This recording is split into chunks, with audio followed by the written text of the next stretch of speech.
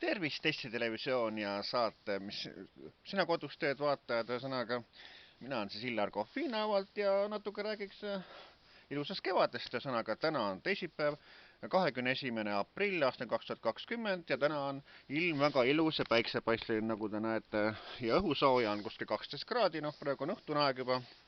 Ja ma siis näitaks natukene seda kevadist ilu, mis siin õues on. Nii, juba on pikaks sirgunud ka pojengivõrsed nii-öelda ja kaunid on ka kindlasti siniliiliad, ühesõnaga need kaitsevad veel. Ja kuna ka minu ehk Illar Kohvi nimega on seotud nagu viinahaua nimetus, ma räägiks, et kuidas see viinahaua nimi tulnud on.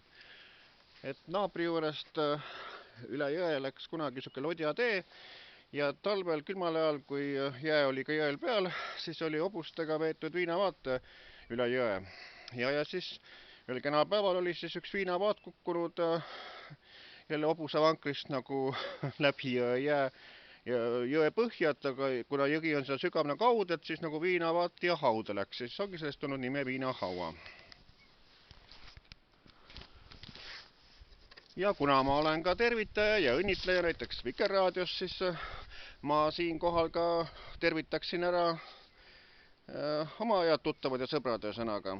Nii, alustaksin sellega, et tervitan kõigepealt siis ära ema Ilja Kohvi ja Katto Kohvi toris, siis Moensile ehk Andresele Soomale tervitusi, Marella ja Veeliks Vaherile, siis Pärnu Toidupanga Riia söögitoa töökale kollektiivi eestotsas Erika Kuke, Aare Aasa, Mare Lähesaare ja Siiri Laurimäega, Leivakase peret Tallinna maanteel Pärnu seesotsas Ralf Promoti, Anne-Meri ja Ergiga ja siis loomulikult ka Tiit Seik Ainsalule palju terviseid Moostesse.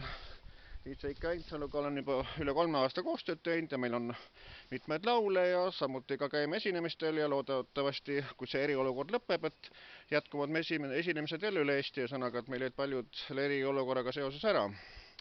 Nii et soovin kõigile vastupidamist ja loodame, et see eriolukord kaob ära, et elu läheb samasuguseks normaalseks, nagu ta on kogu aeg olnud. Nii et kõike head ja tervist teile, nii ütlen mina, Illar Kohvinavalt.